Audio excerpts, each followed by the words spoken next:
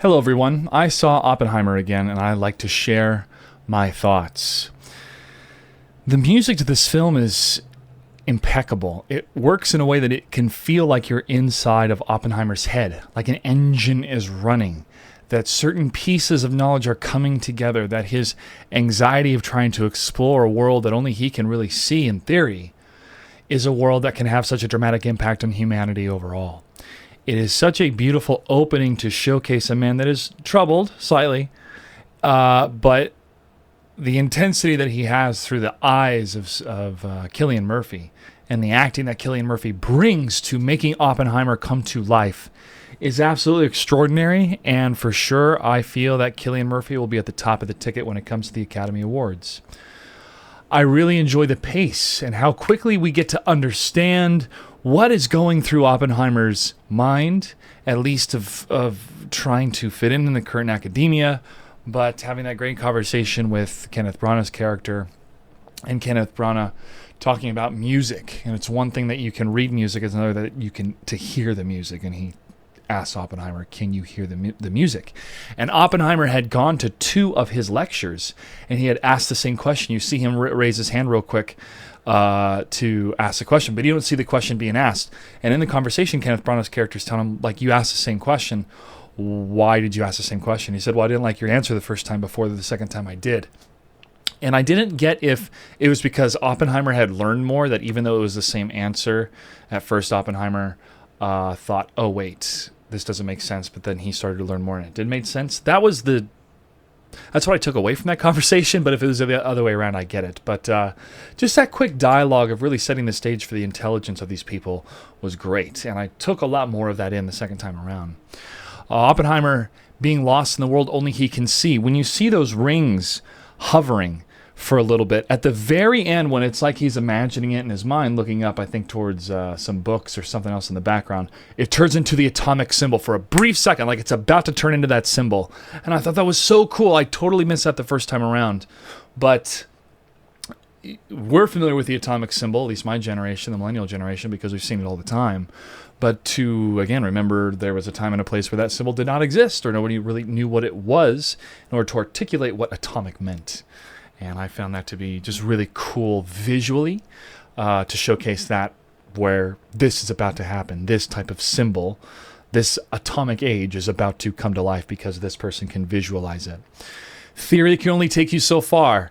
Dude, having Josh Hartnett in this film is so great because I feel like, he's a slightly older generation actor than I am, so it feels like he's the cool uncle now, or he's that really cool best friend or really good colleague that you have at work, and you could feel that camaraderie.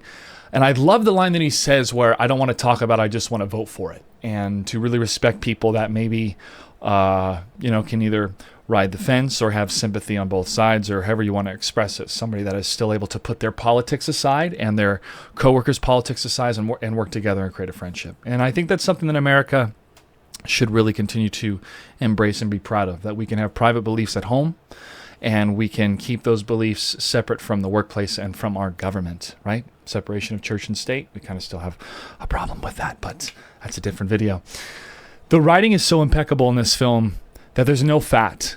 And I feel that's why when I saw this the second time, I was worried if I was going to feel bored for the 3 hours, or if there were certain scenes I'm like, okay, I got to sit through this and get ready for the next scene.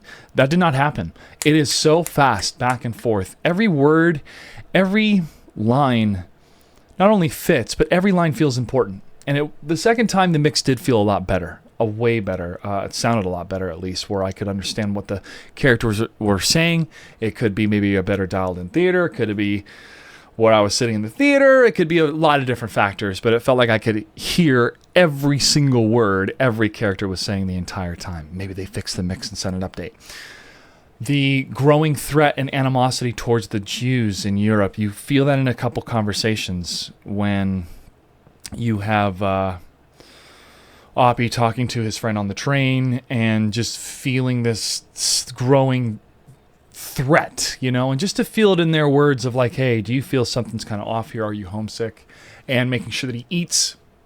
The callback to that a little bit later during the mock hearing with the board, I thought was a beautiful, touching scene when it comes to friendship and people looking out for each other in a world that can be very cold and dismissive. And I thought that was a very effective way. Just giving his buddy some food, a little bit of food, you got to eat, was helps ground the film, helps ground these characters. The dialogue exchange between Groves and Oppenheimer, having the confidence to do it. Oppenheimer having the confidence to take over this project, and him already knowing, or him thinking like, okay, I know what we need to do to make this happen. And Groves is forcing compartmentalization, right? We're going to have the uranium here. We're going to process it here. We're going to bring everything by rail here. And Oppenheimer even asking him, why can't we go by plane? It'll be a lot faster. And Groves says, the country needs us. We're important. We got to go by train. But having that confidence to do it, having the confidence to have the answers already before the question is even asked is, again, a great showcase to feature the mind of Oppenheimer. All right, so when the nude scene happened with Jean, with Florence Pugh, there is a little bit of that snicker kind of wave of gasps of people in the theater. And to me, it just reminded me of a deeper spiritual problem of America, where people feel uncomfortable with nudity and sex, but are fine with violence.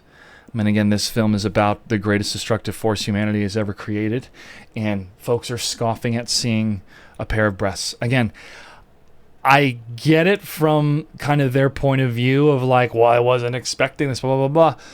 But that's inherently the problem of your reaction to something that is beautiful and part of the human experience when it comes to females, and nuclear holocaust, you know? So again, that's just something that I noticed once again in the theater, and it makes me further understand why Christopher Nolan made this choice of like, look at us as a species where we avert our eyes at a naked woman, but we can't wait to see a representation of the most destructive force in all humanity. You know, I think that's an indictment against us. My opinion. If you disagree, feel free to let me know down in the comments below.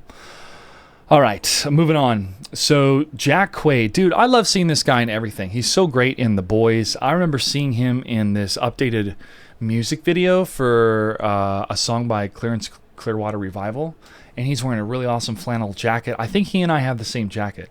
But I loved watching him on Red Letter Media's stuff on YouTube, and I just feel like this guy, people call him a Nepo baby. I'm like, this guy works hard and he's good at what he does. And I want to point out one particular scene, and that's when he goes for the handshake with one of his colleagues, and this is after they've heard President Truman talk about the bomb has been dropped on Japan. And this emotion of congratulating each other, but feeling this giant, deep falling in their stomach, in the pit of their stomach of, oh no, what have we done? I could feel that on Jack Quaid's face in a matter of a couple seconds. So, Mr. Quaid, I would like to deeply express my profound thank you for being able to bring everything that you got into a small role. There's no such thing as a small role, only small actors. So shout out to Jack Quaid, man. Looking forward to seeing what else he does with his career. And hopefully we'll get season 4 of The Boys when it's ready, you know, after we get through the strike. Jean!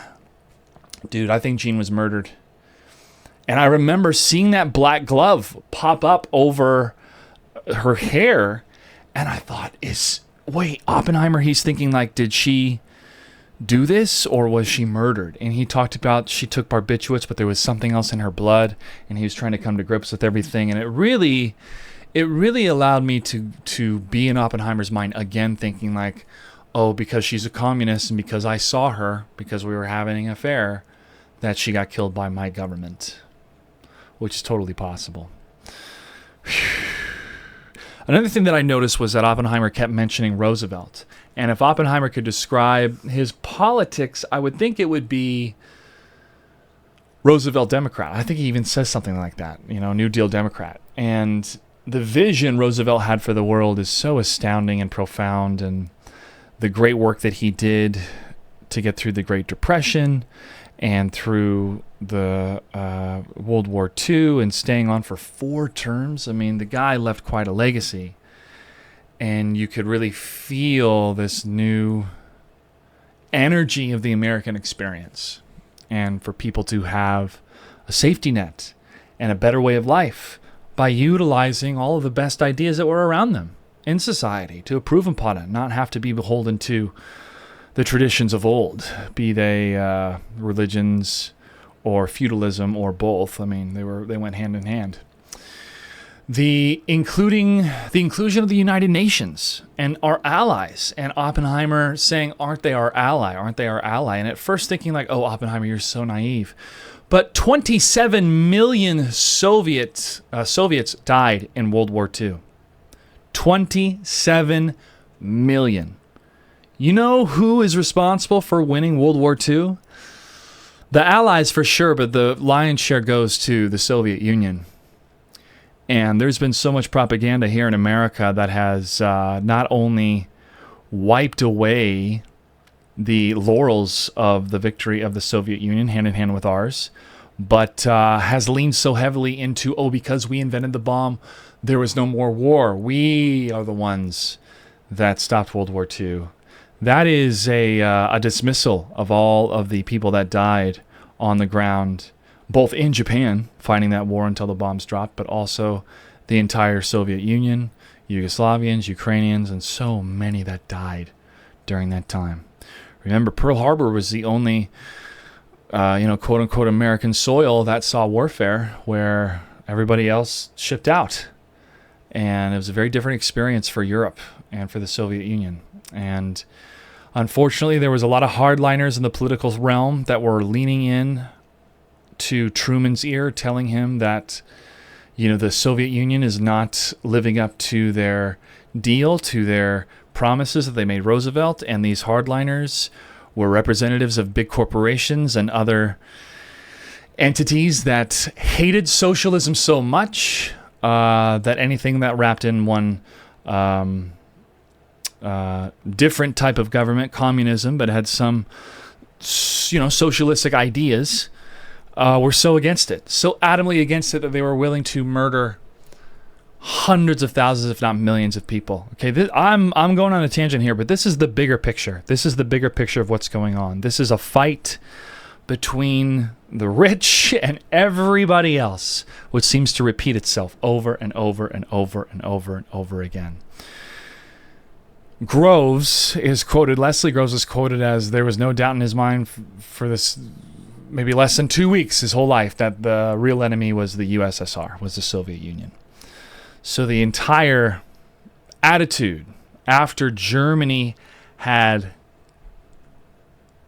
surrendered and Hitler was dead, and you see that conversation, that wave of emotion amongst all the scientists that are working on the project of, wait a second, if the war is over, then maybe we don't need to drop the bomb. The leading up to that moment when Kenneth Branagh goes to visit as part of this, early Christmas party. And it's always a sad trope when somebody's bringing drinks to celebrate and they have to turn around because there's going to be a sad conversation. Felt so bad. That's the guy, I forget the actor's name, but he was in The One, which had Jet Li and Jackie Chan in it. I like that movie a lot. It was a lot of fun. Anyways, it was just sad. It's just sad to see him have the drinks, getting ready to celebrate with everybody, then having to turn around. And then years later, when it came to the Germans and their atomic research, they had given some of that up in order to focus on rockets. And their advance technology with rockets led to Operation Paperclip, which is where we, the United States of America, were able to smuggle these Nazis over, and they worked for us for the NASA program. Because they had worked on the rockets, and they helped get us to the moon. Operation Paperclip, look it up. The Chevalier incident, man, it's so heartbreaking, dude. I love what Chevalier says to Oppenheimer when he's like, you can see a world that nobody else can see, and that comes at a cost. And when academic intellectuals understand that people can be torn apart based on their passions and their responsibilities, when they got Kitty pregnant, they got married, they have a kid, they both were ready to have the kid, now the kid's going to suffer, and to be selfish people. But then recognizing that he's so wrapped up in his work that he can't be what he needs to be at the moment. It's so many layers to it that makes this film a wonderful experience to see a second time, maybe even a third. I still am thinking about it afterwards, and I've been listening to the soundtrack a bit in the car. I've also been listening to the soundtrack to Drive, because Ryan Gosling and his I'm Just Ken Such an amazing song that I've been playing a lot in the car that I figured why not I'd jump into some Night Call and Real Human Being and Real Hero and a lot of good tracks. Anyways, the Chevalier incident and better minds than the governments. Okay, better minds than the governments, meaning that these minds, these academic minds, these scientific minds think like these governments are beholden to they're so wrapped up in their religion or so wrapped up in the power of the state that they will refuse to see reason and will escalate the war. You know, Roosevelt had told Truman that these things just seem to don't make Russia such a big deal. Maybe it was Churchill. I think it was Roosevelt. Roosevelt telling Truman, don't make Russia such a big deal because these things tend to work themselves out instead of escalation. But these scientists were right in knowing that these governments were going to lead towards escalation and lead to the arms race. I'm always reminded of that Gary Oldman quote in Batman Begins when he's talking to Batman about escalation. But Kitty knowing that it was Strauss, Kitty understanding kind of more the machinations of human beings, and telling Oppenheimer, why won't you fight? Why are you still leaning into the role of a martyr? And this role was not getting what Oppenheimer deserved. And you could feel that in Oppenheimer when he was talking to his lawyer, when his lawyer sat down next to him. And the actor that played the lawyer did such an amazing job, too. You could feel the spirit of American law. You could feel the spirit of proper representation within that lawyer's performance in the dialogue. And for him to have this fight for Oppenheimer, but realizing it's a kangaroo court, really solidified how terrible Oppenheimer was being treated. So that scene, that acting is so profound and so good that it's worthy of seeing the film a second time, if not third.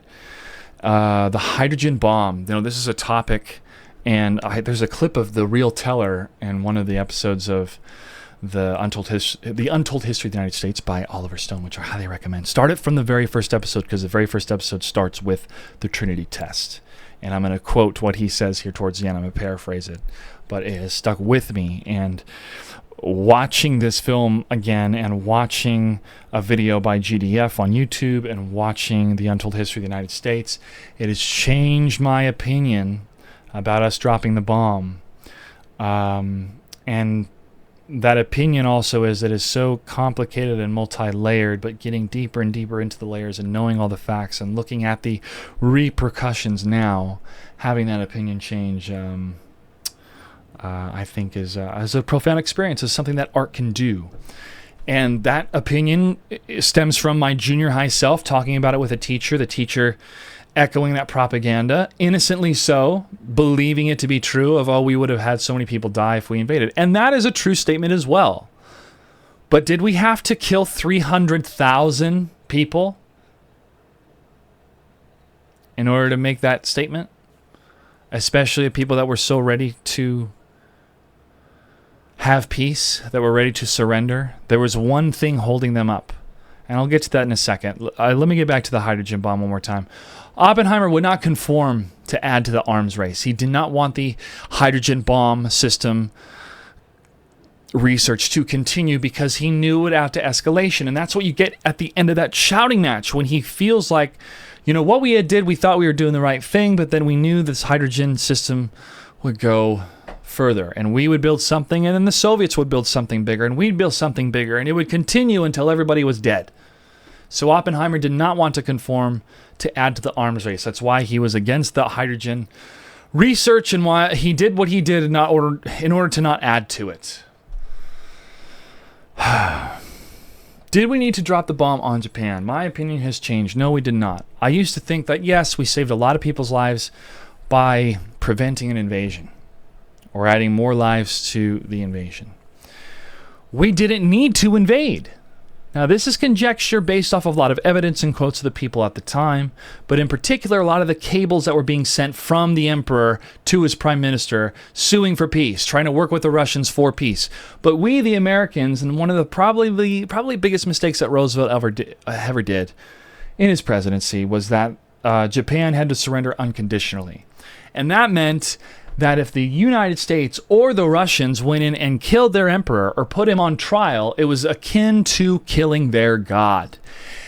And if you do that to a people, they will fight to the death. So there were multiple people within the cabinet, within the government of the United States, and within the government of Japan that were talking to each other saying, if we keep our emperor, we will surrender. And the United States of America, again, based on evidence, based on these documentaries, based on these videos that I've seen, and based on the books that I've read, is that the United States of America strung Japan along so that we could demonstrate the bomb. Demonstrate the bomb not just for the sake of Japan's surrender, but for us to dictate to the Soviet Union that we, the United States of America, would have control of Japan, and that the promises Roosevelt made to you, we did not have to respect.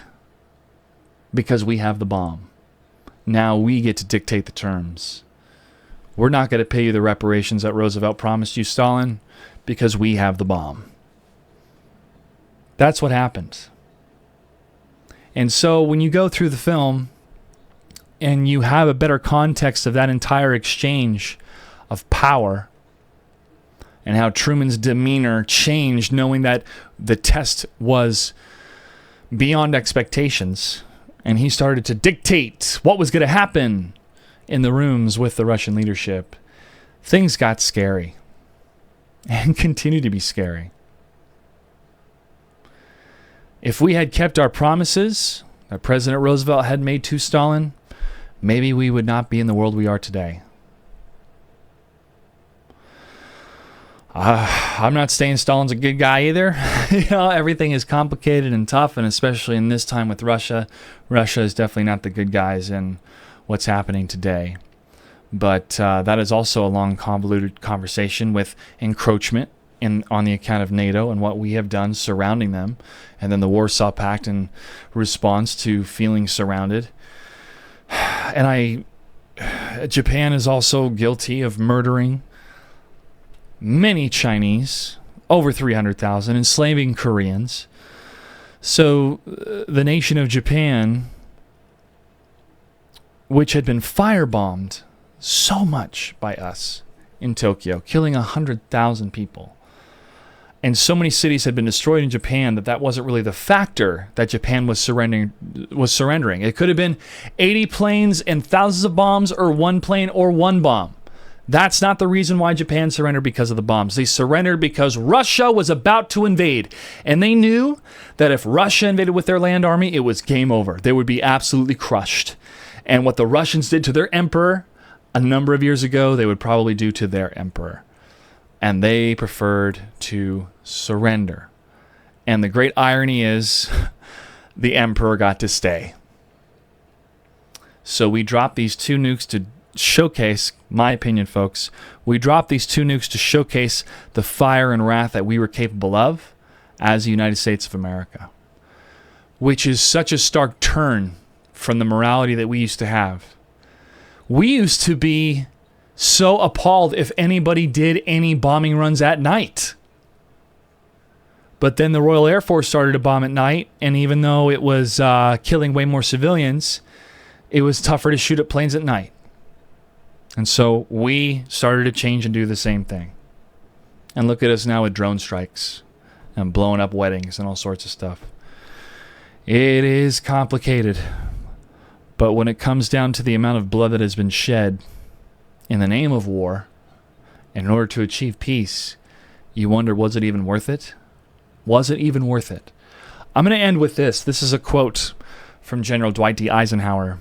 He said, "The Japanese were ready to surrender, and it wasn't necessary to hit them with that awful thing."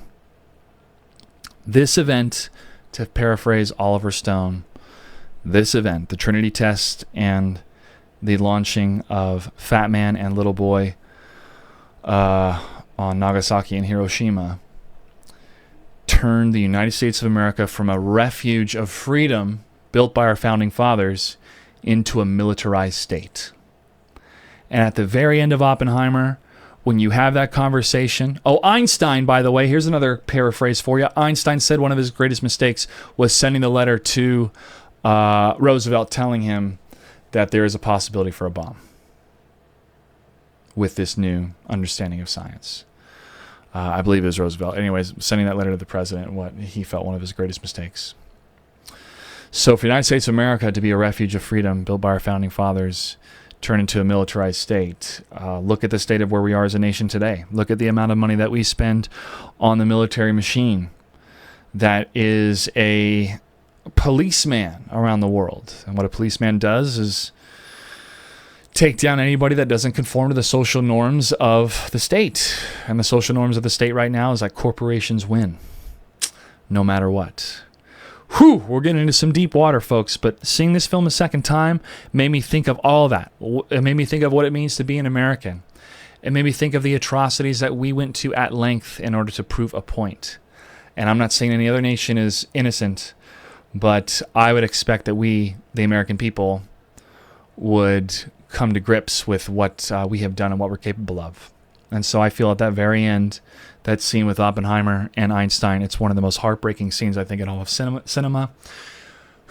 Because you have a scientist following in the footsteps of one of the greatest scientists of all time, realizing that he created a chain reaction that's going to destroy the world. It really sticks with you, chat. It's even making me emotional thinking about it and talking about it right now. But these are my opinions. I'm trying to gather as much information as I can based off of documentarians that I trust. So if you disagree, I welcome to have the conversation here in the chat. If you haven't seen this film a second time, I highly recommend it. If you have seen it, and if there's anything that stands out to you that you really feel you gotta let me know. I love to have that conversation down here below. Wow. Well, thank you for the opportunity for allowing me to really dive into why I love film so much and how impactful art can be and why important it is and how crucial it is that artists are paid properly so they can continue to keep making great art. This is YouTube, so you know what to do. Like and subscribe, and I'll see you online.